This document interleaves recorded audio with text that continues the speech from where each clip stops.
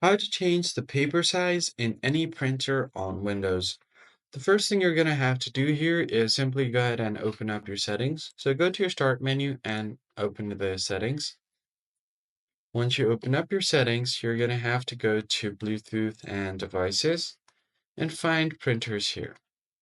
Go ahead and click on printers and scanners, and you'll see all of the printers connected to your PC. From here, all you have to do is click on the printer where you want to adjust the paper size. And then once you're here, click on the printing preferences. It will open up a new window here, and then you can change your layout. So you could choose portrait or landscape. So if I just select portrait, I'm able to change its advanced settings. But if you have any specific printer, you could also set up any custom sizes if you want. Now if I head over to advanced, the paper size is on letter right now. So I can change it to A4 or any of these available options. So let me just select A4 for example.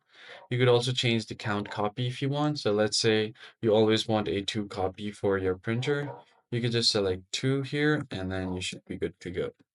So that's pretty much it, guys. Now just click on OK and you'll be good to go. Click on apply and then OK.